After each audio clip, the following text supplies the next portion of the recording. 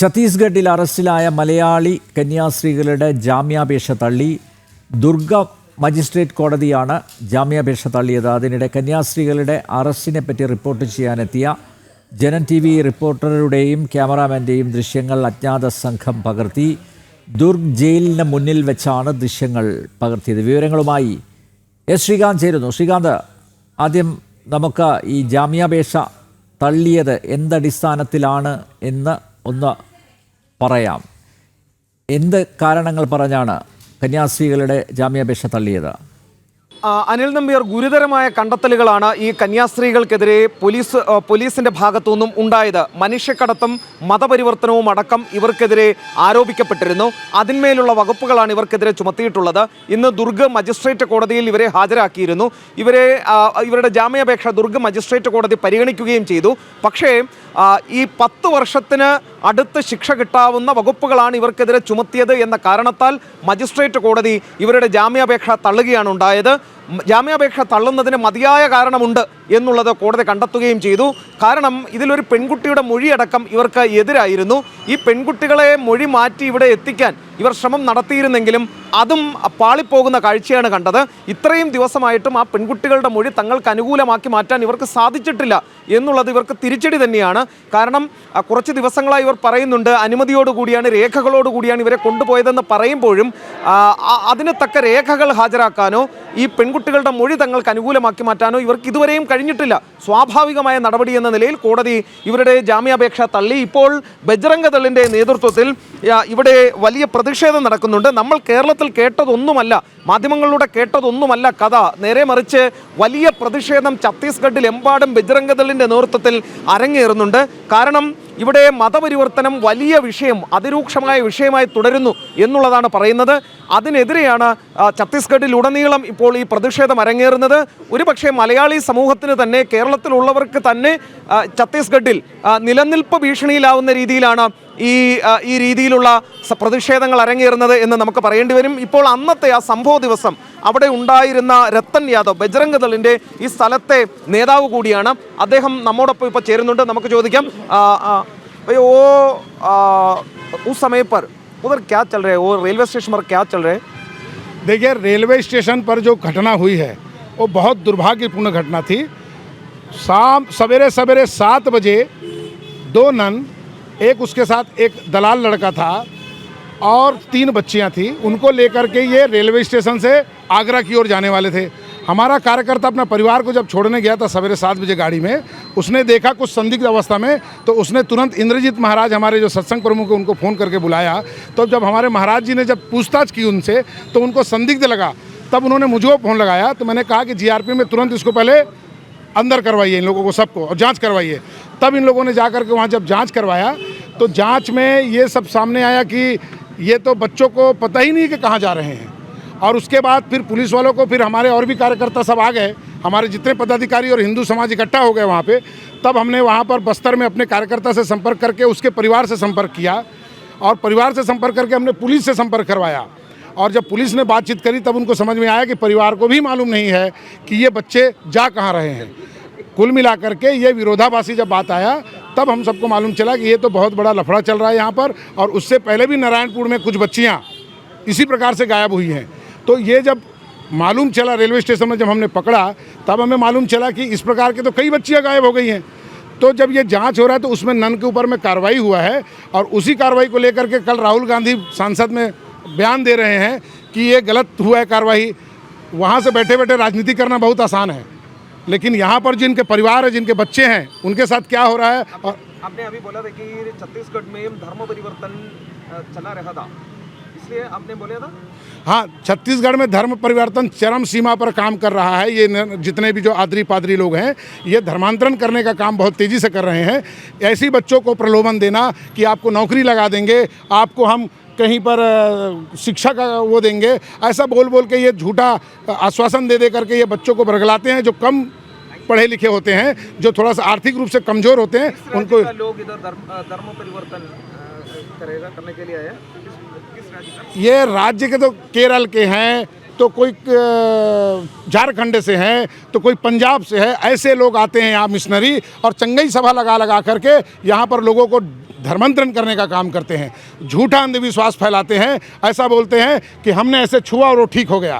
तो ये से ठीक नहीं होता, फिर अगर इससे ठीक हो जाता छूने से तो हॉस्पिटलों को बंद कर दीजिए आप। इस प्रकार की जो घटनाएं हो रही हैं उसके विरोध में छत्तीसगढ़ बजरंग दल हमेशा से काम करते रहा है और हमेशा करता रहेगा। നിലവിൽ അന്ന് സംഭവിച്ച കാര്യങ്ങൾ എന്താണ് എന്നുള്ളത് വിശദീകരിക്കുകയായിരുന്നു അദ്ദേഹം. അതായത് ഈ പെൺകുട്ടികളെ ഒരു പയ്യനൊപ്പം തങ്ങൾ കാണുകയുണ്ടായി. അതിനുശേഷം അവർക്ക് വീട്ടുകാരിൽ നിന്നും കൺസെൻ്റൊക്കെ കിട്ടിയതിന് ശേഷമാണ് കൊണ്ടുവന്നത് എന്ന് ചോദ്യം ചോദിച്ചപ്പോൾ പറഞ്ഞു. പക്ഷേ അവരുടെ വീട്ടുകാരുമായി സംസാരിച്ചപ്പോൾ ഇവിടുത്തെ സത്സംഗ് പ്രമുഖ് ഇപ്പോൾ അദ്ദേഹവും നമ്മോടൊപ്പം ഉണ്ടായിരുന്നു. ചോദിച്ച ഘട്ടത്തിൽ വീട്ടുകാർ പറഞ്ഞത് അങ്ങനെ ഒരു തരത്തിലുള്ള അനുമതിയും ഈ കുട്ടികളെ കൊണ്ടുപോകുന്നതിന് കൊടുത്തിരുന്നില്ല എന്നുള്ളതാണ്. മാത്രമല്ല എവിടേക്കാണ് തങ്ങളെ കൊണ്ടുപോകുന്നതെന്ന് കുട്ടികൾക്ക് അറിയുമായിരുന്നില്ല എന്നാണ് ഇദ്ദേഹം ചൂണ്ടിക്കാണിക്കുന്നത്. അതിനുശേഷമാണ് ഇത് ഈ രീതിയിലേക്ക് പോയത് എന്ന് ചൂണ്ടിക്കാണിക്കുകയും ചെയ്യുന്നു. കേരളം അടക്കമുള്ള സ്ഥലങ്ങളിൽ നിന്നും മതപരിവർത്തനത്തിന് വേണ്ടി ധാരാളം ആളുകൾ എത്തുന്നുണ്ട് എന്നും ചൂണ്ടിക്കാണിക്കപ്പെടുന്നുണ്ട്. ഇത് അനിൽ നമ്പ്യാർ, നമ്മളൊരു കാര്യം ആലോചിക്കേണ്ടത്, ഛത്തീസ്ഗഡ് എന്ന് പറയുന്നത് വളരെ സെൻസിറ്റീവായ ഒരു സംസ്ഥാനമാണ്. കാരണം നക്സൽ ബാധിത മേഖലയായിരുന്നു ഇവിടുത്തെ പ്രധാനപ്പെട്ട എല്ലാ മേഖലകളും. ആദിവാസി സമൂഹം വളരെയധികമുള്ള മേഖലയാണ്. അവിടേക്ക് നമ്മൾ മിഷണറി പ്രവർത്തനമായാലും മറ്റെന്തെങ്കിലും പ്രവർത്തനവുമായാലും കടന്നെത്തുമ്പോൾ നമ്മൾ ചിന്തിക്കേണ്ട, നമ്മൾ സൂക്ഷിക്കേണ്ട ചില കാര്യങ്ങളുണ്ട്. ഈ സംസ്ഥാനത്ത് 1968 നിയമം മൂലം മതപരിവർത്തനം നിരോധിച്ചതാണ്. അത് കോൺഗ്രസ് സർക്കാരാണ് നിരോധിച്ചതും. പക്ഷേ അതിനുശേഷവും ഇവിടെ നിർബാധം മതപരിവർത്തനം നടക്കുകയും ചെയ്യുന്നുണ്ട്. അത് ഇവിടുത്തെ ലോക്കൽ ആളുകളുമായി, അതിവിടുത്തെ പ്രാദേശിക ആളുകളുമായി സംഘർഷത്തിലേക്ക് വരെ പോകുന്ന സാഹചര്യം പല ഘട്ടങ്ങളിൽ ഉണ്ടായിട്ടുണ്ട്.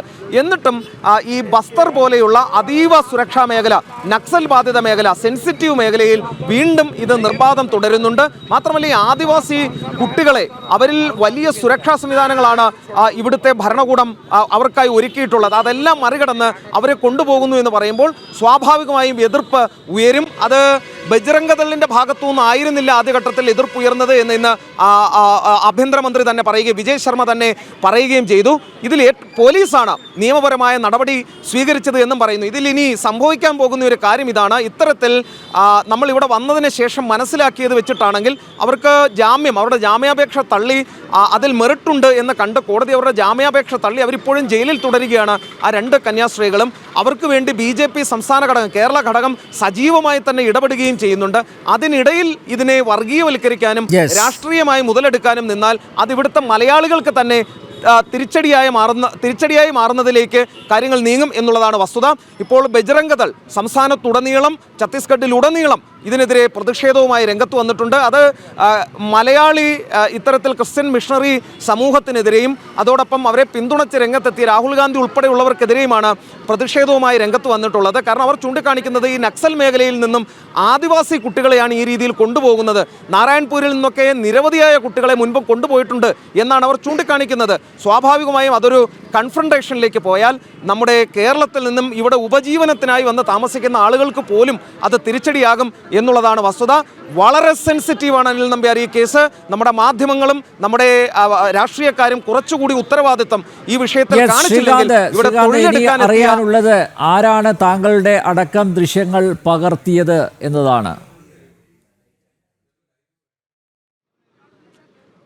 അനിൽ നമ്പ്യാർ, അത് പ്രദേശത്തുള്ള ആളുകളാണ്, ഈ പ്രാദേശികമായുള്ള ആളുകളാണ് ഞങ്ങളുടെ ദൃശ്യങ്ങൾ പകർത്തിയത്. പക്ഷേ മലയാളിയായ ഒരു വ്യക്തിയാണ് നമ്മുടെ ദൃശ്യങ്ങൾ പകർത്താൻ പറഞ്ഞത് എന്നുള്ള കാര്യം, ഞങ്ങളുടെ ദൃശ്യങ്ങൾ പകർത്തുന്നതിന് വേണ്ടി നിർദ്ദേശം നൽകിയത് എന്ന് മാത്രം ഞങ്ങൾക്കറിയാം. ഞങ്ങൾ അവിടെ എത്തി റിപ്പോർട്ട് ചെയ്ത് തുടങ്ങിയ സമയം മുതൽ തന്നെ അദ്ദേഹം ഞങ്ങൾക്ക് പിന്നാലെ ഉണ്ടായിരുന്നു.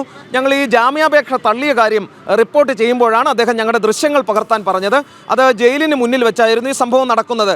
ഈ പ്രദേശത്തിൻ്റെ ഒരു പ്രത്യേകത ഞങ്ങൾക്ക് നന്നായി മനസ്സിലായതാണ്. ഈ ദുർഗിലെത്തിയതിന് ശേഷം ഞങ്ങൾക്കത് മനസ്സിലായി. കാരണം ചെറിയൊരു കാര്യം മതി വലിയ കലാപത്തിലേക്കും പ്രശ്നങ്ങളിലേക്കും ഒക്കെ കാരണം പോകാൻ എന്ന്. കാരണം ഈ രണ്ട് കൂട്ടരും ഒരേപോലെ ശക്തരാണ് ഇവിടെ. എന്ത് വിചാരിച്ചാലും നടക്കുന്ന ഒരു സാഹചര്യവും ഈ ദുർഗിലുണ്ട്. അതിനാൽ തന്നെ വളരെ സൂക്ഷിച്ച് കൈകാര്യം ചെയ്യേണ്ട വിഷയമാണിത്. അതിനാൽ തന്നെ നമ്മൾ നമ്മുടെ ദൃശ്യങ്ങൾ എടുത്തതോ നമ്മൾക്ക് നേരെ എന്തെങ്കിലും തരത്തിലുള്ള കാര്യങ്ങൾ പറഞ്ഞതോ നമ്മൾ വാർത്തയാക്കാനോ നമ്മളത് ചർച്ച ചെയ്യാനോ ഉദ്ദേശിക്കുന്നത് പോലുമില്ല. കാരണം നമ്മൾ മൂലം ഇവിടെ ഒരു ഇഷ്യൂ ഉണ്ടാകരുത്, ഒരു പ്രശ്നം ഉണ്ടാകരുത് നമ്മൾ ആഗ്രഹിക്കുകയും ചെയ്യുന്നു. സ്വാഭാവികമായും കേരളത്തിൽ നിന്നുള്ള മിഷണറി സംഘം അതിൽപ്പെട്ട ഒരാൾ പറഞ്ഞിട്ടാണ് നമ്മുടെ ദൃശ്യങ്ങൾ പകർത്തിയത് എന്ന് നമുക്ക് ബോധ്യപ്പെട്ടു. പക്ഷേ ശ്രീകാന്തിന്റെ ശ്രദ്ധയിൽപ്പെടുത്തുകയാണ്. അതായത് ഡൽഹിയിൽ നിന്ന് തിരിച്ച CPM MP മാരുടെ സംഘം CPI നേതാക്കന്മാരുടെ സംഘത്തെ ഇപ്പോൾ അവിടെ തടഞ്ഞിട്ടുണ്ട്. ദൃശ്യങ്ങൾ പുറത്ത് വരുന്നുണ്ട്.